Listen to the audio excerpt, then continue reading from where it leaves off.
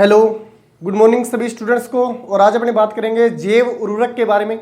आज का जो अपना चैप्टर रहेगा वो किसके ऊपर रहेगा? जैव उर्वरक के ऊपर रहेगा, यानी जैव उर्वरक है क्या। ठीक है, सबसे पहले तो अपने ये बताना चाहिए कि जैव उर्वरक आखिर है क्या। आप लोगों ने देखा होगा कि सरकार भी जैव उर्वरक के ऊपर बढ़ावा दे रही है। आज के टाइम में क्या हो रहा है कि रासायनिक खादों का उपयोग, ठीक है, रासायनिक केमिकल वाली खादों का उपयोग ज़्यादा हो रहा है। जैव विविधता का अपने चैप्टर कर हम देखें तो उसके अकॉर्डिंग अपने खान पान के अंदर, अपने जो भी फूड मटेरियल खा रहे हैं उसके अंदर कहीं ना कहीं वो केमिकल जो है वो आ रहे हैं। ठीक है, और वो अपने लिए अपने घातक बीमारियां कर रहे हैं, अपने लिए क्या बन रहे हैं, मौत का कारण बन रहे हैं, तरह तरह की गंदी बीमारियां फैला रहे हैं। इसलिए सरकार भी क्या कर रही है, जैव उर्वरकों की ओर किसानों को क्या दे रही है, बढ़ावा दे रही है। अपने चर्चा करेंगे कि जैव उर्वरक होते क्या है, किससे बनते हैं जैव उर्वरक, आखिर इनका क्या उद्देश्य है यूज करने का। तो मैं आपको बता दूं कि जैव उर्वरक जो होते हैं वो जीव होते हैं, एक प्रकार के क्या होते हैं, जैव उर्वरक एक प्रकार के जीव होते हैं। जैव उर्वरक क्या होते हैं, एक प्रकार के जीव हैं। ठीक है, और ये जीव बेचारे क्या करते हैं, ये जीव हैं, ये जीव क्या करते हैं, मृदा के अंदर ये जीव क्या करते हैं, मृदा में पोषक तत्वों की मात्रा को बढ़ा देते हैं। ठीक है, ये मृदा को क्या बना देते हैं, मृदा को पोषक बना देते हैं, मृदा को क्या बना देते हैं, मृदा को पोषक बना देते हैं। ठीक है, ये क्या कहलाएंगे, जैव उर्वरक कहलाएंगे। जैव उर्वरक क्या करते हैं साहब, जैव उर्वरक मृदा को पोषक बना देते हैं। जिससे मैं बात करूं सभी सामान्य पादपों के लिए जो नॉर्मल मात्रा के अंदर मेन मुख्य पोषक तत्वों की जरूरत होती है वो NPK की आवश्यकता होती है। किसकी आवश्यकता होती है, NPK, यानी N बोले तो नाइट्रोजन, N बोले तो नाइट्रोजन, P बोले तो फास्फोरस और K बोले तो पोटेशियम, K बोले तो पोटेशियम। ठीक है, ये बातें अपने को ध्यान में रखनी है। यानी मुख्यतः पोषकों पादपों के लिए प्राथमिक पोषक तत्व कहे जाने वाले ये 3 न्यूट्रिएंट्स जो हैं वो पादप को ज़्यादा मात्रा में चाहिए होते हैं। आप लोगों ने देखा होगा, आप सभी अगर किसान परिवार से जुड़े हुए हो, ठीक है, अगर नहीं भी जुड़े हुए हो तो खेतों के बारे में थोड़ी बहुत तो आपको नॉलेज होगी। आपको पता होगा कि ज़्यादातर जो किसान होता है वो क्या करता है, नाइट्रोजन यानी यूरिया के रूप में नाइट्रोजन डालता है, फास्फोरस डालता है DAP के रूप में, DAP के रूप में, और पोटास डालता है। यानी मुख्य रूप से पादप के लिए जो आवश्यक पोषक तत्व होते हैं वो कौन से होते हैं, NPK यानी नाइट्रोजन, फास्फोरस और पोटास होते हैं। अपने बात कर रहे हैं जैव उर्वरकों की, यानी ऐसे जीव वो कौन से हैं जो क्या करते हैं, मृदा को पोषक तत्व बना देते हैं या मृदा के अंदर पोषक तत्वों की मात्रा को बढ़ा देते हैं। वो कौन कौन हो सकते हैं, वो भाई साहब हो सकते हैं, वो हो सकती है कवक हो सकती है। वो कौन हो सकते हैं, वो कवक हो सकते हैं। वो क्या हो सकते हैं, जीवाणु हो सकते हैं। वो क्या हो सकते हैं, जीवाणु हो सकते हैं। और वो क्या हो सकते हैं, वो साइनो बैक्टीरिया भी हो सकते हैं। वो क्या हो सकते हैं, साइनो बैक्टीरिया भी हो सकते हैं। यानी ये 3 प्रकार के या इससे भी कोई सूक्ष्म जीव हो सकते हैं जो क्या कर सकते हैं, मृदा के अंदर पोषक तत्वों की मात्रा को बढ़ा सकते हैं। अपने क्या पढ़ रहे हैं, सूक्ष्म जीवों वाला जो चैप्टर पढ़ रहे हैं उसके अंदर अपने बात कर चुके हैं जैवनाशियों की। आज अपने देखेंगे क्या, जैव उर्वरकों के बारे में। तो जैव उर्वरक बनाने के लिए सबसे पहला उदाहरण जो आपको देखना है या सबसे पहला पॉइंट आपको क्या ध्यान में रखना है कि एक जैव उर्वरक की बात करूं मैं, जैसे हो गया राइजोबियम। कैसा हो गया, राइजोबियम। ठीक है, राइजोबियम का नाम आप लोगों ने सुन रखा होगा अगर साइंस फील्ड से जुड़े हुए हो तो, नहीं भी सुना हुआ तो कोई बात नहीं। राइजोबियम क्या है, राइजोबियम एक जीवाणु है। ठीक है, राइजोबियम एक बैक्टीरिया है। वो क्या करता है, वातावरण के अंदर जितनी भी वायुमंडल के अंदर नाइट्रोजन पाई जाती है उस नाइट्रोजन को क्या कर लेता है, स्टोर कर लेता है, यानी नाइट्रोजन स्थिरीकरण करने का काम करता है।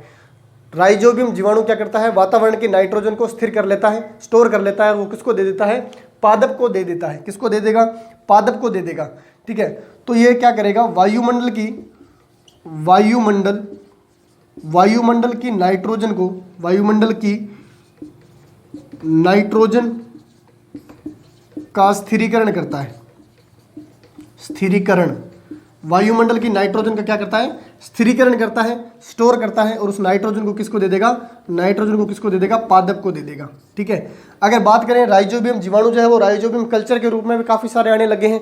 तो किसान क्या करता है, इसको खरीद लेता है और अपने खेत के अंदर डाल देता है। तो ये क्या करेंगे, ये उन पौधों को क्या करेंगे, वायुमंडल की नाइट्रोजन को स्टोर करके, अपने को पता है कि वायुमंडल के अंदर कितनी नाइट्रोजन पाई जाती है, 78% पाई जाती है।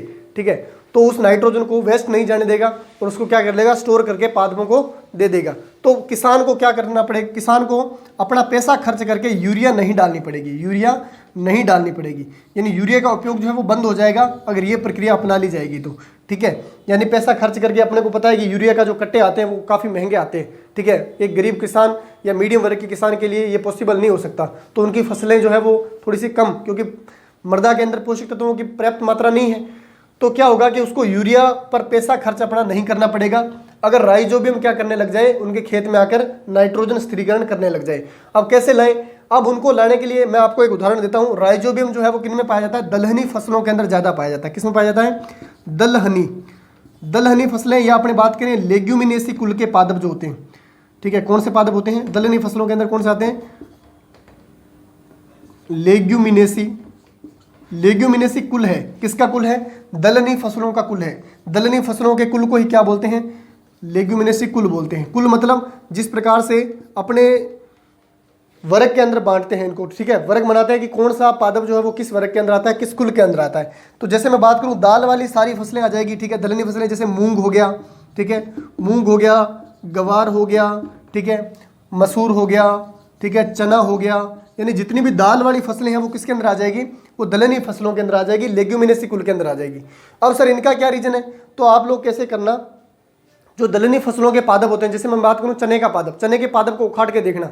चने के पादप को उखाड़ के देखोगे तो उसके चने की पादप की जड़ों के अंदर आपको क्या, जड़ों के अंदर छोटी छोटी गांठें नजर आएगी। जैसे मान लो ये चने का पादप है और ये उसकी क्या है, जड़ें हैं, तो उस जड़ों के अंदर छोटी छोटी गांठें नजर आएगी, और उस गांठों के अंदर क्या पाया जाता है? राइजोबियम पाया जाता है। उस गांठों के अंदर क्या पाया जाता है? राइजोबियम, जीवाणु पाया जाता है। यानी राइजोबियम जो है वो लेग्यूमिनेसी कुल के पादपों की जड़ों के अंदर सहजीवी के रूप में रहता है। किसके रूप में रहता है? सहजीवी के रूप में रहता है। सहजीवी, सहजीवी का मतलब क्या होता है? इसको बोलते हैं सिम्बायोसिस संबंध। इसको क्या बोलते हैं? सिम्बायोसिस संबंध। सहजीवी का मतलब हो गया ये पादप को फायदा दे रहा है, पादप इसको फायदा दे रहा है, बदले में पादप इसको पोषण दे रहा है, और ये पादप को क्या दे रहा है? नाइट्रोजन स्थिरीकरण करके दे रहा है। तो आप लोगों ने देखा होगा जो किसान होते हैं वो चने के अंदर, मूंग के अंदर, जितनी भी दलहनी फसलें होती हैं, जैसे गुवार हो गया, ये भी दलहनी फसलों के अंदर ही आता है, इनके अंदर यूरिया बहुत कम डालता है, ये यूरिया डालते ही नहीं है। तो आप लोगों ने कभी सोचा नहीं कि इन फसलों के अंदर यूरिया क्यों नहीं डाला जाता? तो इन फसलों के अंदर यूरिया इसलिए नहीं डाला जाता क्योंकि इन फसलों की जड़ों के अंदर राइजोबियम जीवाणु पाया जाता है। क्या पाया जाता है? राइजोबियम जीवाणु, और वो सहजीवी के रूप में रहता है, बदले में पादप को नाइट्रोजन देता है और पादप इसको क्या देता है? पोषण देता है, इसलिए इनका गुजारा हो जाता है। ठीक है, तो यही जीवाणु अगर दूसरी फसलों के अंदर आ जाए, ठीक है, दूसरी फसलों के अंदर आ जाए तो क्या होगा? उन फसलों को फायदा हो जाएगा और किसान को भी क्या हो जाएगा? फायदा हो जाएगा। यानी किसान को भी अपना पैसा खर्च करके अपना यूरिया वगैरह केमिकल वाली खाद नहीं डालनी पड़ेगी, और वो अपने शरीर के लिए भी फायदेमंद रहेगा।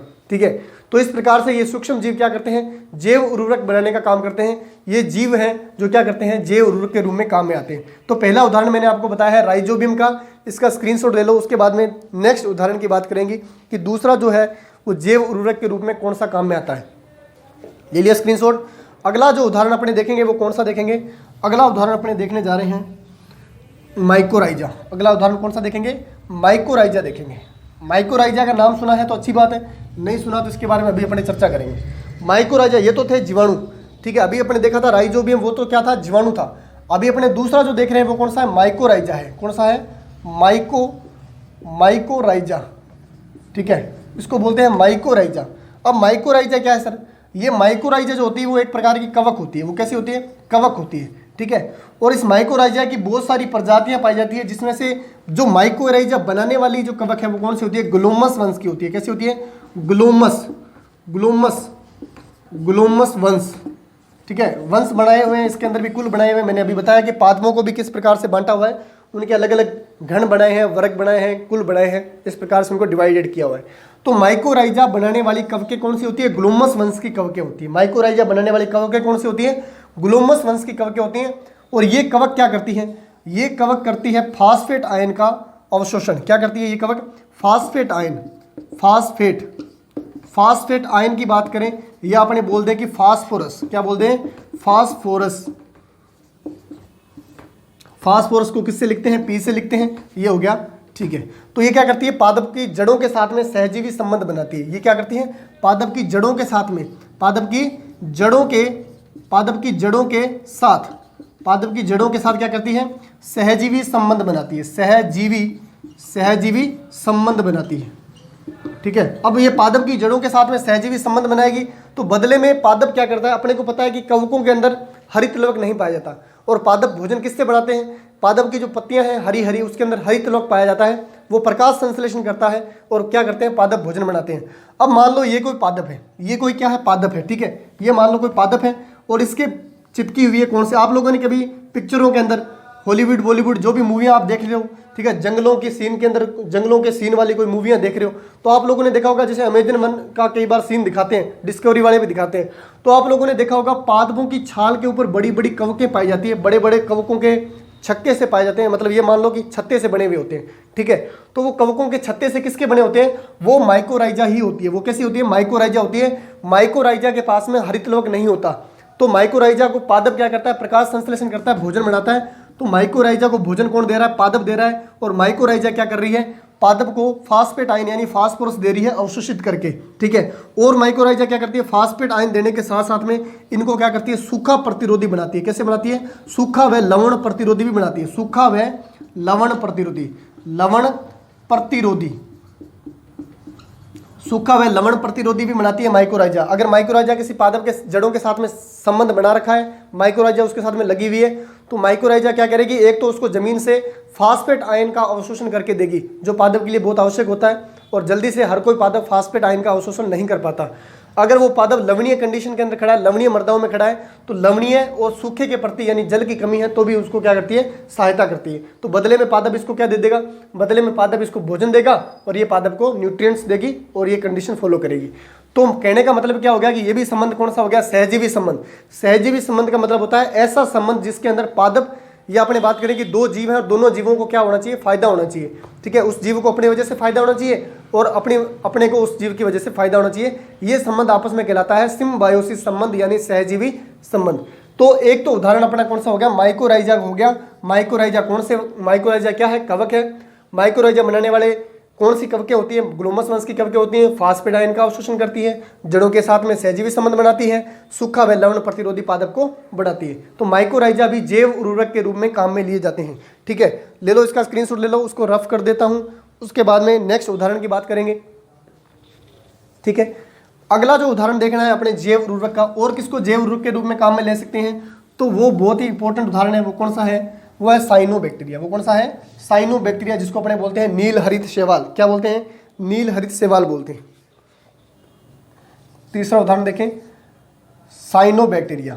साइनोबैक्टीरिया, साइनोबैक्टीरिया, या इसको अपने क्या बोलते हैं हिंदी के अंदर, वैसे नील हरित शैवाल बोलते हैं, नील हरित शैवाल बोलते हैं, नील हरित शैवाल बोलते हैं, या इसी को शॉर्ट में बोल देते हैं BGA। क्या बोलते हैं, BGA, BGA, blue green algae बोलते हैं, यानी एल्गी मतलब शैवाल बोलते हैं। तो इसके तीन नाम हैं, ये तीनों की तीनों आप ध्यान में रख लोगे। अब ये क्या होती है, ये समझ लो कि ये क्या है कि जीवाणु का सहजीवी संबंध होता है। इसके अंदर तीन जीवाणु आ जाते हैं, एक तो आ जाता है नोस्टोक, एक तो आ जाएगा कौन सा, नोस्टोक, एनाबीना, एनाबीना, और कौन सा आ जाएगा, ये शैवालें हैं, सॉरी, नोस्टोक, एनाबीना और ओरिस्टोलोकिया,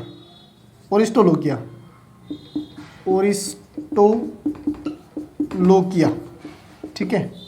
ये तीन जो है वो क्या है, ये तीनों की तीनों क्या है, शैवालें हैं। ये तीनों ही क्या है, शैवालें हैं। ये तीनों की तीनों क्या है, शैवाल है। किसके साथ में संबंध बना रही है, जीवाणुओं के साथ में संबंध बना रही है। किसके साथ में बना रही है, जीवाणु के साथ में संबंध बना रही है। और क्या बना रही है, BGA का निर्माण कर रही है। किसका निर्माण कर रही है, BGA यानी ब्लू ग्रीन एल्गी का निर्माण कर रही है। यानी तीनों बहनें, ये मान लो कि ये तीनों क्या है, आपस में बहनें हैं, नोस्टोक, एनाबीना और ओरिस्टोलोकिया या ओलिस्टोरिया, सॉरी ओरिस्टोलोकिया नहीं है, ओलिस्टोरिया है ये क्या है, ओलिस्टोरिया,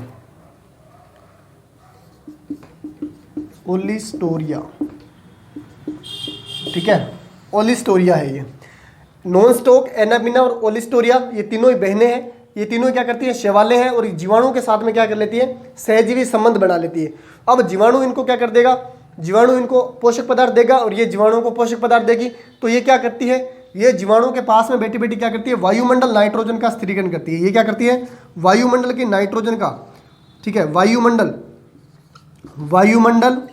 नाइट्रोजन का क्या करेगी, वायुमंडल नाइट्रोजन का स्थिरीकरण करती है, स्थिरीकरण, वायुमंडल नाइट्रोजन को स्टोर करेगी, जैसे कौन कर रहा था, राइजोबियम जीवाणु कर रहा था, वैसा का वैसा काम कौन करेगी, साइनोबैक्टीरिया, जो एक प्रकार के जीवाणु होते हैं और शैवालों के सहजीवी संबंध होते हैं। यानी शैवाल और जीवाणु आपस में मिलकर क्या कर लेते हैं, सहजीवी संबंध बना लेते हैं, दोनों को फायदा होता है। और क्या करते हैं, वायुमंडल की जितनी भी नाइट्रोजन है वो उसका स्टोर करके उस जमीन के अंदर देंगे। ठीक है, ये ज़्यादा मात्रा में नाइट्रोजन स्टोर करते हैं, इसलिए इसको धान की खेती के लिए, जो लोग धान की खेती करते हैं तो इनको धान की खेती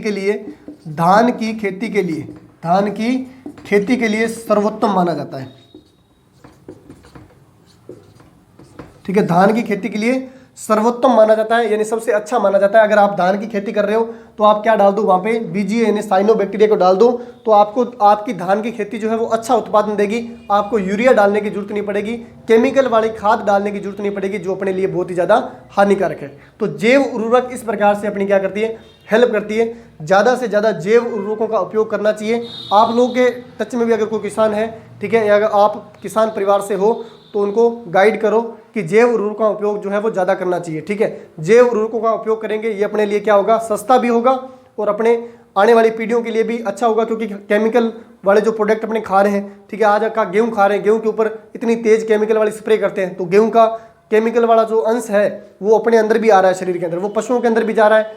ठीक है, अच्छा चारा बनाने के लिए पशुओं को अच्छा चारा देने के लिए उसके ऊपर स्प्रे करते हैं। ठीक है, तो वो चारा पशु खा रहे हैं, पशु दूध दे रहे हैं, दूध से वो अपने शरीर के अंदर आ रहा है, इससे घातक बीमारियां हो रही है। ठीक है, तरह तरह की बीमारियां हो रही है, लोगों को कैंसर हो रहा है और भी तरह तरह की बीमारियां हो रही है। तो इनसे अपने क्या कर सकते हैं, निजात पा सकते हैं। इसका स्क्रीनशॉट ले लो ताकि मैं इसको रफ कर दूं। आगे एक और उदाहरण ध्यान में रखना है आपको, अलग से ही पॉइंट ध्यान में रख लेना, वो भी बहुत इंपॉर्टेंट है। आपसे पूछ ले कि धान की खेती के लिए कौन सा सर्वोत्तम जैव उर्वरक है, तो धान की खेती के लिए क्या होता है, जैव उर्वरक सर्वोत्तम साइनोबैक्टीरिया है। ठीक है, इसके बाद में एक और ध्यान में रख लेना, इसको चाहिए अलग से ध्यान में रख लेना, एजोला है। ठीक, एजोला भी क्या आती है, जैव उर्वरक के रूप में काम में आती है। ठीक है, एजोला, अगर आपने नाम सुना और सुन रखा है एजोला का, ठीक है, ये एजोला भी बहुत इंपॉर्टेंट है। एजोला क्या है, एजोला एक टेरिडोफाइट फर्न है। एजोला क्या है, टेरिडोफाइट फर्न है। ठीक है, एजोला क्या है, एक टेरिडोफाइट फर्न है। अब सर टेरिडोफाइट क्या है, पादप, जैसे अपने जंतु जगत को बांटा गया ना अपने कोर्डेटा संघ के जीव में, वैसे ही पादपों के संघ बनाए हुए, पादपों के विकास के अकॉर्डिंग उनके क्रम बने हुए। ठीक है, जैसे पहले शैवालें आई, उसके बाद में ब्रायोफाइट्स आए, उसके बाद में टेरिडोफाइट्स आए। तो टेरिडोफाइट जीव है कौन, एजोला। एजोला एक फर्न होती है। ठीक है, फर्न, जैसे फर्न का मतलब होता है क्या, यानी जैसे शैवालें होती है तो शैवालें चिपक जाती है जमीन के, ये थोड़ा सा पादप की तरह खड़ी हो जाती है और नमी वाले क्षेत्र में उगती है। तो टेरिडोफाइट जो है फर्न है एजोला, और ये एजोला भी क्या करती है, नाइट्रोजन का स्थिरीकरण करती है। ये भी क्या करती है, वायुमंडल नाइट्रोजन का क्या करती है, स्टोर करती है, स्थिरीकरण करती है। ये भी वायुमंडल नाइट्रोजन का स्थिरीकरण करती है, और ये भी धान की खेती के लिए बहुत ज़्यादा उपयोगी है। धान की खेती के लिए सबसे उपयोगी है। ठीक है, या बहुत उपयोगी, या उपयोगी लिख दो, उपयोगी। सबसे अच्छा उपयोगी कौन सा था, नीलहरी शैवाल। उसके बाद में एजोला का ध्यान रखना, एजोला भी बहुत उपयोगी है। कई बार पूछ लिया जाता है कि एजोला जो है वो क्या है, नाइट्रोजन स्थिरीकरण करती है। एजोला नाइट्रोजन स्थिरीकरण क्यों करती है, जबकि ये तो टेरिडोफाइट फर्न है। ठीक है, और नाइट्रोजन स्थिरीकरण करने की क्षमताएं किस में पाई जाती है, शैवालों के अंदर पाई जाती है। तो एजोला क्यों करती है, तो सुनना, एजोला के साथ में एजोला की जो पत्तियां होती है, ठीक है, एजोला की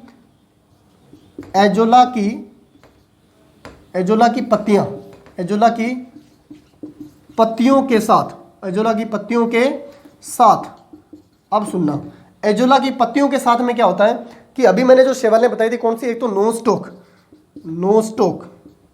एक नोस्टोक और एक एनाबिना। ये दोनों शैवालें जो होती है वो इनकी पत्तियों के साथ में क्या कर लेती है, सहजीवी संबंध बना लेती है, सहजीवी संबंध। ठीक है, यानी एजोला की पत्तियां